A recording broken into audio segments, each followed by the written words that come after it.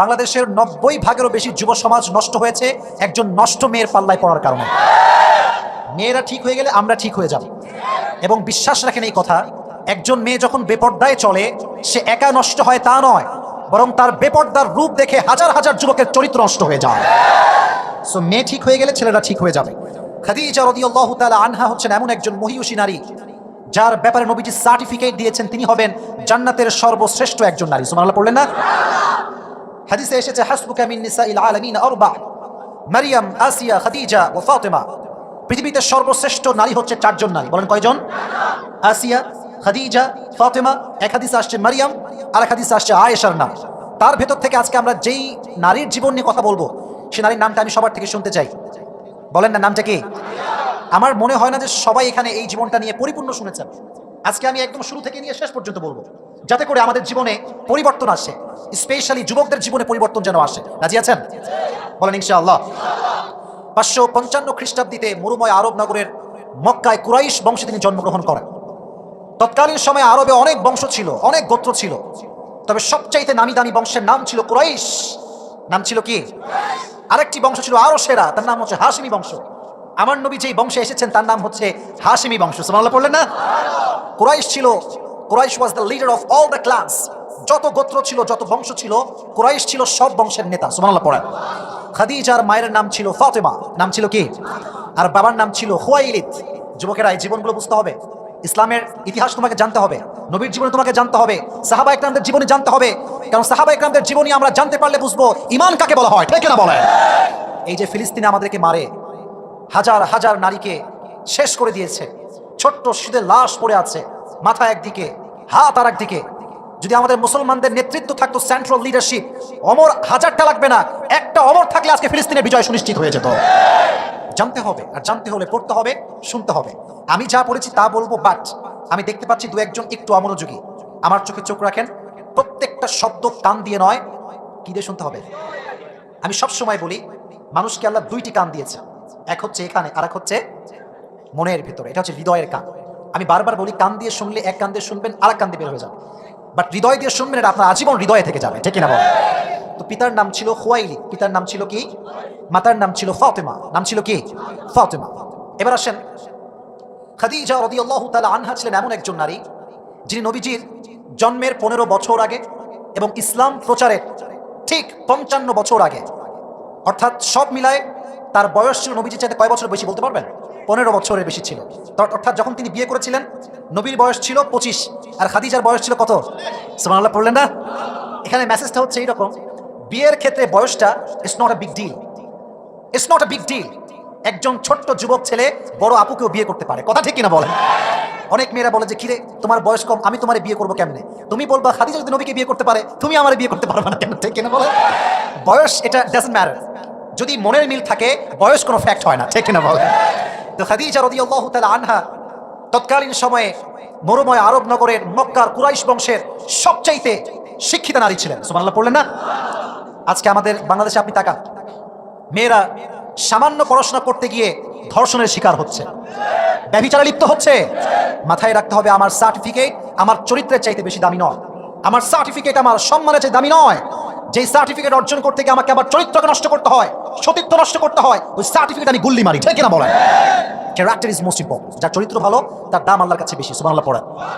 খাদিজা রাদিয়াল্লাহু তাআলা আনহা এত শিক্ষিতা ছিলেন, তৎকালীন সময়ে তার মতো শিক্ষিতা নারী পুরো আরব বিশ্বে আর কেউ ছিল না।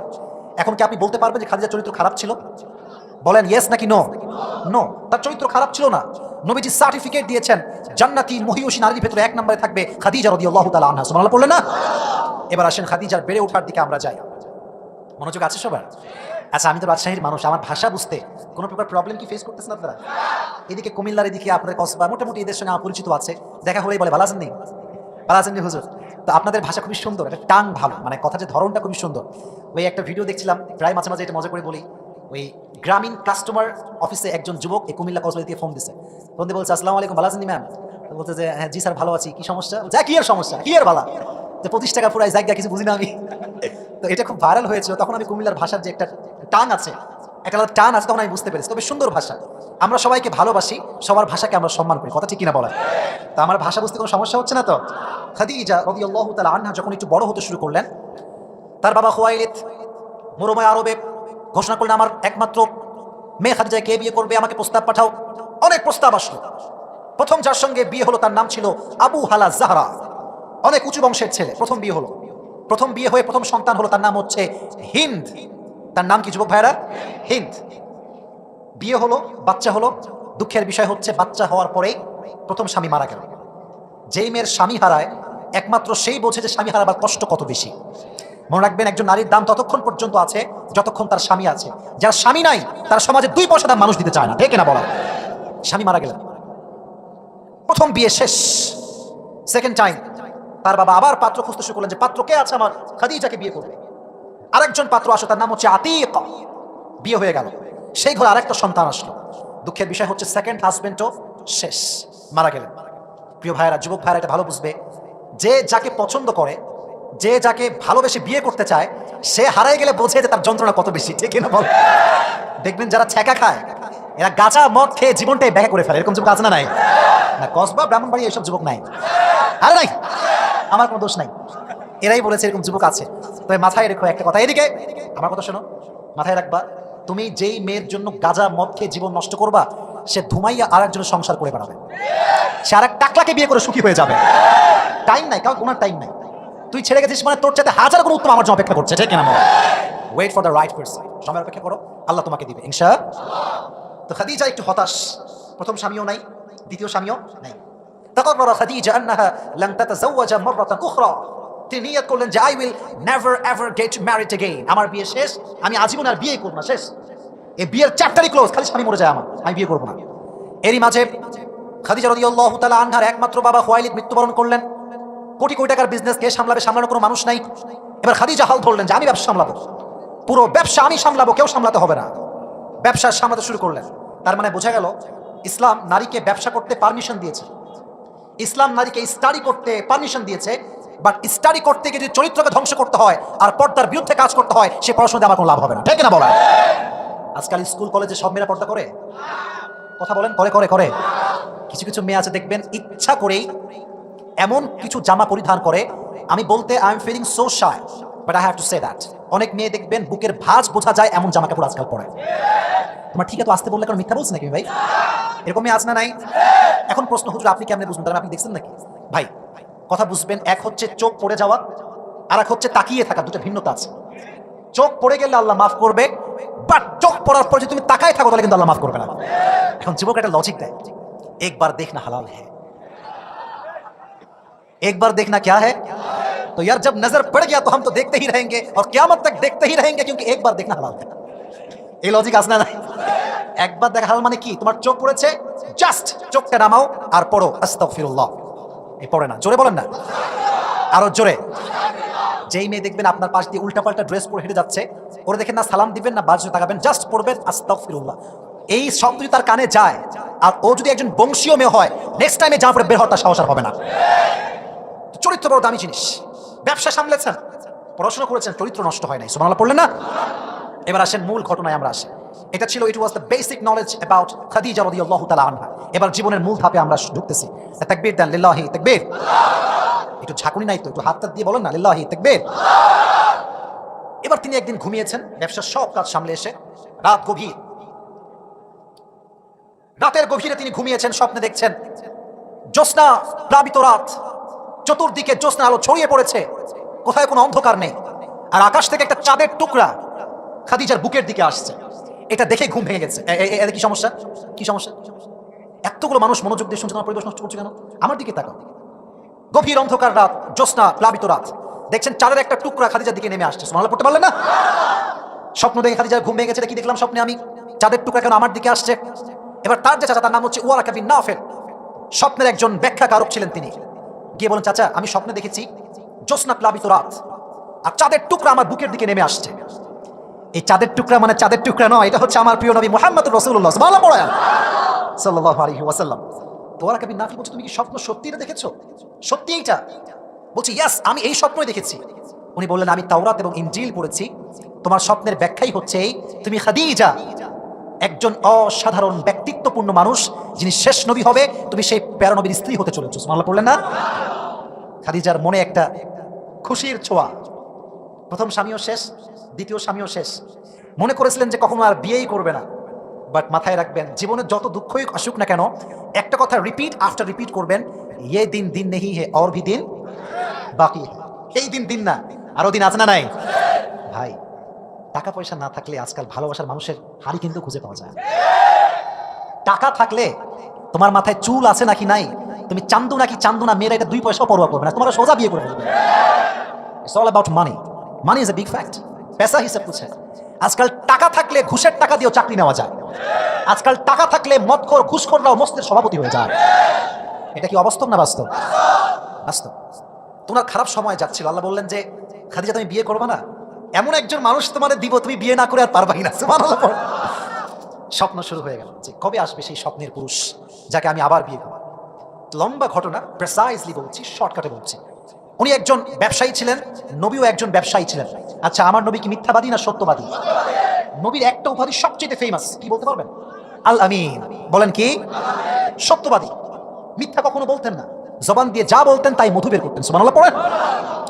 তো খাদিজার কাছে খবর পৌঁছে গেল যে মক্কাতে এমন একজন যুবক আছে, যে বিশ্বস্ত যুবক, যে ব্যবসা করলে এক টাকাও মেরে খায় না, তার ওয়াদা ভঙ্গ করে না। কে সেই যুবক? খুঁজে বের করো। তাকে খুঁজে বের করা হলো। তো তখন তিনি বললেন যে ওনাকে আমার কাছে নিয়ে আসেন, আমি তার সঙ্গে ব্যবসার ডিল করব। তো নবী ছিলেন একজন ব্যক্তিত্ব সম্পূর্ণ মানুষ। যারা ব্যক্তিত্ব সম্পূর্ণ হয় তারা কেউ ডাকলেই সহজ চলে যায় না, ঠিক কিনা বলেন? আমরা হয়ে গেছি সস্তা, যুবকরা সস্তা হয়ে গেছে, যার তার পেছনে লাইন মেরে বেড়ায় আজকাল।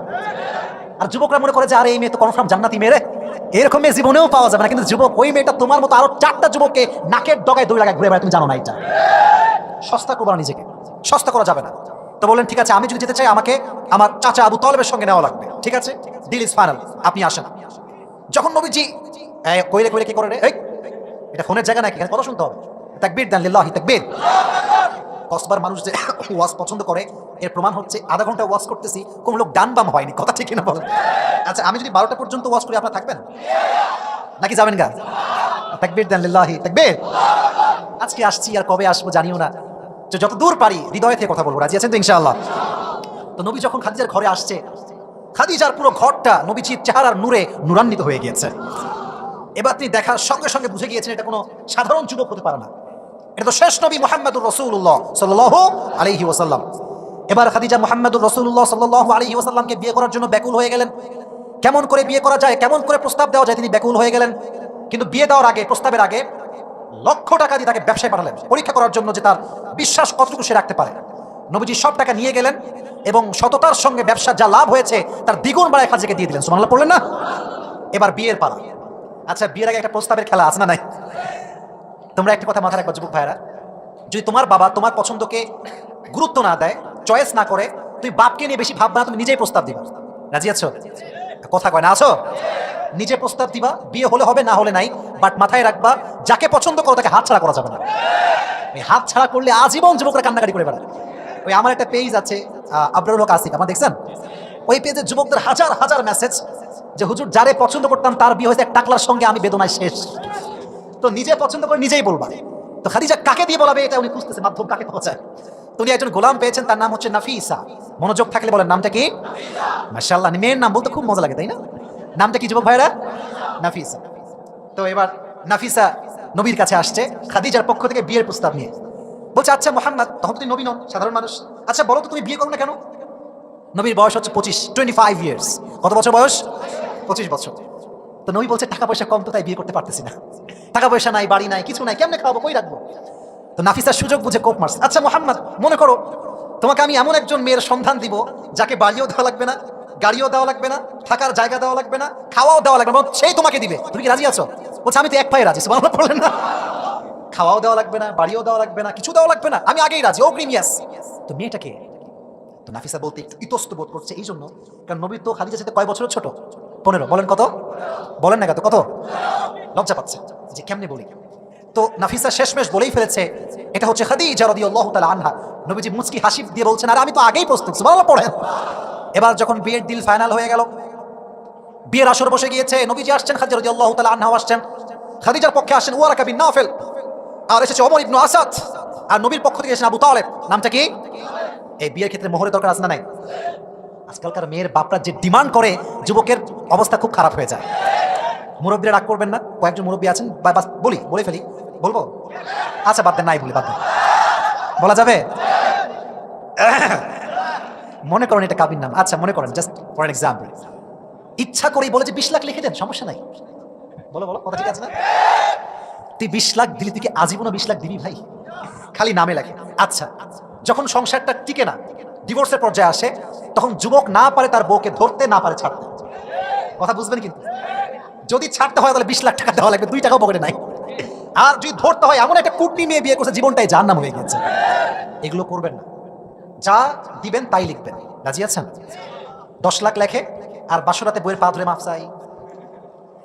আমার মনে হয় এর চাইতে কাপুরুষতার কাজ দুনিয়াতে আর কিচ্ছু হতে পারে না। আমার কাজ কাম নাই বইয়ের কাছে মাফ চাবো মোহর নিয়ে, তাই না?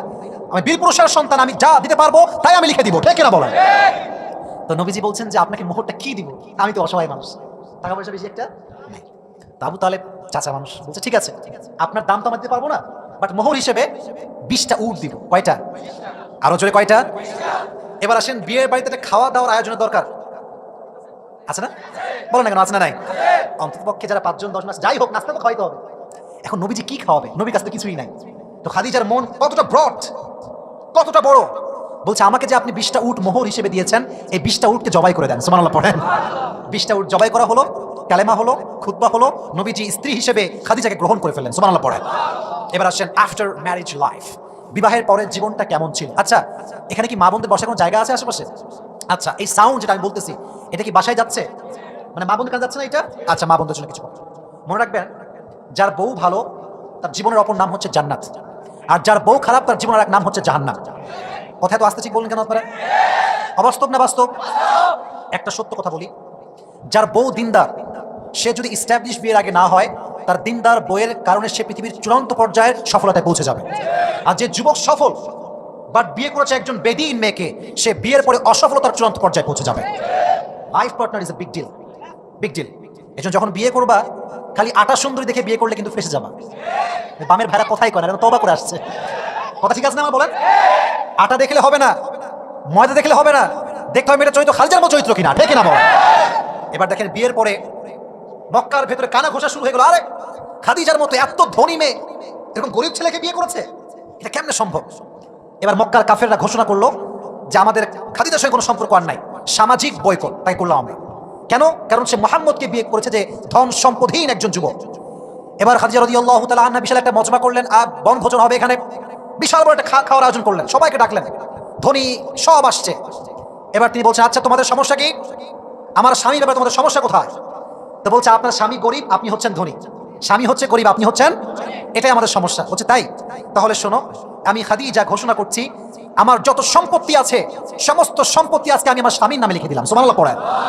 আমি আমার স্বামীর নামে সমস্ত সম্পত্তি লিখে দিলাম। এবার তোমাদের সমস্যা কোথায় বলো? এবার আর কেউ কথা বলেন, সবাই চুপচাপ, কোনো জবাব নাই, সবাই চুপচাপ বসে আছে। যখন সবাই চলে গিয়েছে, মুহাম্মদ বলছে, খাদিজা তোমার সম্পত্তি আমার এক ভাগও লাগবে না। কিন্তু আমি যদি বাংলাদেশ নিয়ে কথা বলি, অনেক ছেলে অনেক মেয়েকে বিয়ে করেই টাকার পাল্লায় পড়ে, খালি টাকার জন্য বিয়ে করে। যেই ছেলে কিংবা যেই মেয়ে টাকার জন্য বিয়ে করে, খোদার কসম সে তার বিবাহিত জীবনে সুখ খুঁজে পাবে না। টাকার জন্য বিয়ে করলে হবে না প্রিয় ভাই, সব ফেরত দিয়ে দিয়েছে। খাদিজা আবার তাকে ব্যাগ দিয়েছে। তো হঠাৎ করে মক্কাতে বিশাল একটা দুর্ভিক্ষ দেখা দিয়েছে, খাবার দাবার খুব অভাব। খাদিজা এতটা ব্রড মাইন্ডেড ছিলেন যে তার সমস্ত সম্পত্তি তিনি আল্লাহর রাস্তায় দান করে দিয়েছে। সুবহানাল্লাহ পড়েন। এবার বলেন, নবীজির একমাত্র কন্যা সন্তানের নাম কি ছিল? একজন বলেছে, বাদ বাকি সবাই চুপ। বলেন নাম ছিল কি? আচ্ছা বলেন তো, ফাতেমার স্বামীর নাম ছিল কি? বলেন না সবাই, নাম ছিল কি? আচ্ছা, আমাদের জীবনটা হচ্ছে, আমরা সত্য কথাই হচ্ছে, আমরা মধ্যবিত্ত পরিবারের সন্তান। আমাদের আজ আনি আজই খেয়ে ফেলি। আমরা বুঝি টাকার দাম কত বেশি, মধ্যবিত্ত সন্তানরা এটা বোঝে। তো পরিবারে মাঝে মাঝে অভাব আসে না? বলেন না, আসে না? আসে না? একদিন ফাতেমার ঘরে অভাব, খাবার নাই, ডাল নাই, চাল নাই, কিছু নাই। আলী বলছে, ফাতেমা যাও বাবার কাছে গিয়ে কিছু চেয়ে নিয়ে আসো, ডাল ভাত যাই হোক, যাও। ফাতেমা আসছে, আব্বা যান। আচ্ছা 12টা বেজে গেছে, তাই উঠছে নাকি দু একজন? শেষ করে দিব নাকি ভাই আমার? বসেন, কমিটি আমাকে ভালোবেসে নিয়ে আসছে, ভালোবাসার মান রাখেন। 12টা পর্যন্ত আমি ওয়াজ করব, থাকবেন তো ইনশাআল্লাহ? সবাই দুটো হাত তুলেন। লিল্লাহি তাকবীর, আল কোরআনের আলো, আল হাদিসের আলো, কোরআন হাদিস যেখানে, আলেম ওলামা যেখানে, হাত নামা। ফাতেমা রাদিয়াল্লাহু তাআলা আনহা আব্বাজানের কাছে বলছে, আব্বাজান ডাল নাই, ভাত নাই, খাবার নাই, কিছু একটা আমাকে দান করেন। আব্বাজান বলছেন, খাবারও আছে, আমার কাছে 5টা দোয়া আছে, 5টা বকরি আছে, 5টা দোয়া আছে, তুমি কোনটা নিবা বলো? বলছে, আব্বাজান আমাকে 5টা বকরি নয়, 5টা দোয়া শিখাই দেন। আমার সঙ্গে সকলে দোয়াটা পড়বেন, সকলেই বলেন ইয়া আউয়ালাল আউয়ালিন, ইয়া আখিরাল আখিরিন, ইয়া দাল কুওয়াতিল মাতিন, ইয়া রাহিমাল মাসাকিন, ইয়া আরহামার রাহিমিন। এই 5টা শব্দের দোয়া জানি মুখস্থ হয়নি, এটা ইউটিউবে আপলোড হবে, মুখস্থ করবেন। এই দোয়া যে অভাবে পাঠ করবে আল্লাহ তার সমস্ত অভাবকে দূর করে দিবেন। তো আব্বা দোয়াই শুরু দিবেন? হ্যাঁ, শুধু দোয়া। দোয়া নিয়ে ফিরে আসছে। আলী রাদিয়াল্লাহু তাআলা আনহু ঘরের কোনায় দাঁড়িয়ে আছেন, কি খাবার নিয়ে আসবে আমি দেখতে চাই।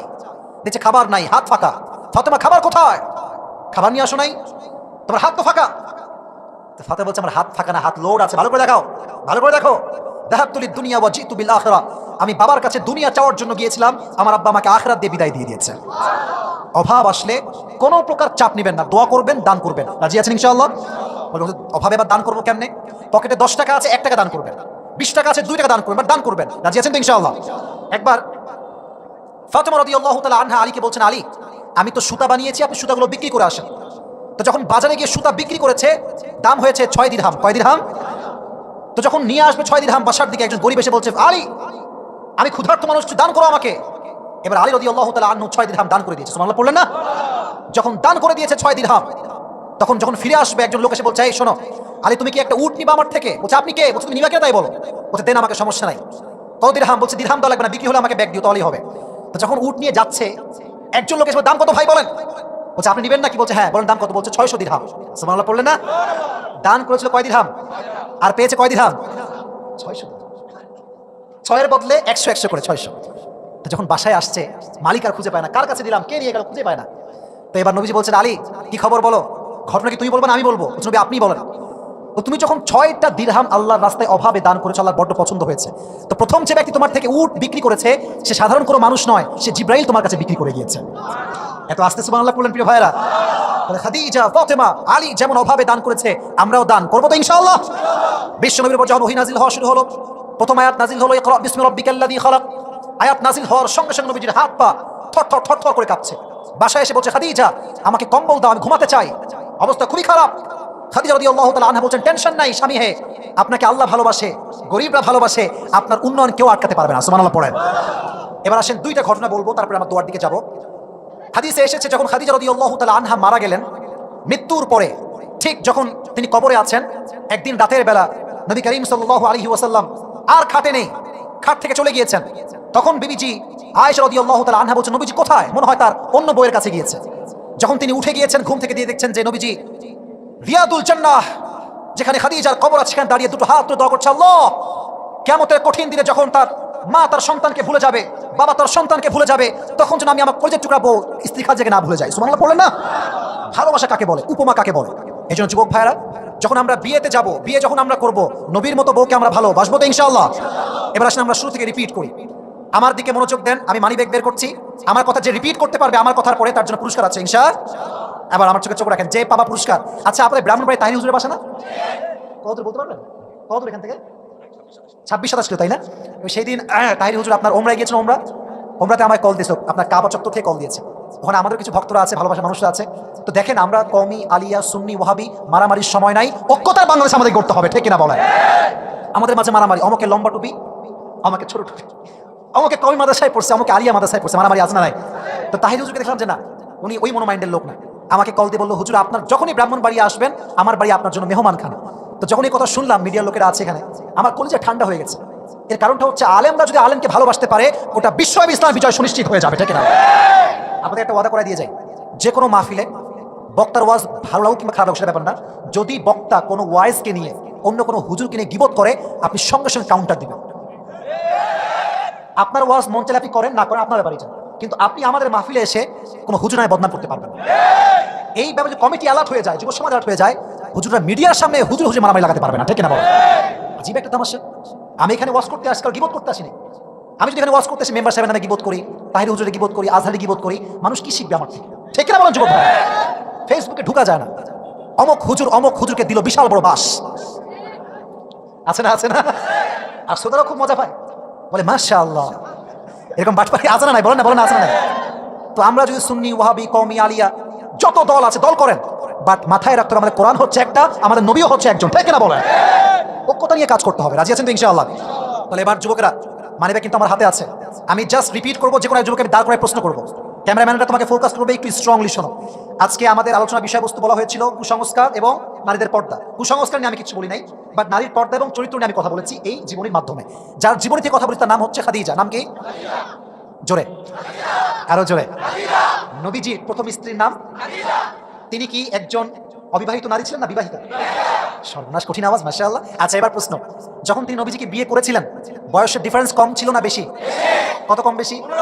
মাশাআল্লাহ, ভাই খুব আগ্রহী। কত বছর? আচ্ছা, আমি কিন্তু খুব লম্বা করছি না, জাস্ট শর্টকাটে বলছি। আচ্ছা, যখন বিয়ের সময় আসলো, বিয়ের মোহরটা কত ছিল? 20টি উট। মাশাআল্লাহ, কয়টা উট? এবার বলেন, 20টা উট কি নবীজির স্ত্রী খাদিজা নিয়েছেন নাকি? সুবহানাল্লাহ। কোথায়?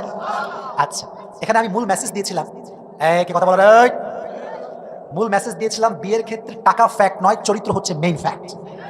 একমত? বিয়ের ক্ষেত্রে আটা ময়দা মেইন ফ্যাক্ট নয়, মেয়ের চরিত্র হচ্ছে মেইন ফ্যাক্ট। আচ্ছা, এবার আরেকটা বিষয় বলেছিলাম, অনেক মেয়ে ছেলেকে বিয়ে করে টাকার জন্য, অনেক ছেলে অনেক মেয়েকে বিয়ে করে টাকার জন্য, আছে না নাই? কিন্তু খাদিজাকে নবীজি বিয়ে করেছিলেন টাকার জন্য, চরিত্রের জন্য। বলেন কিসের জন্য? আচ্ছা, বিয়ের পরে কিছু বিষয় শেয়ার করেছি কাটা কাটা।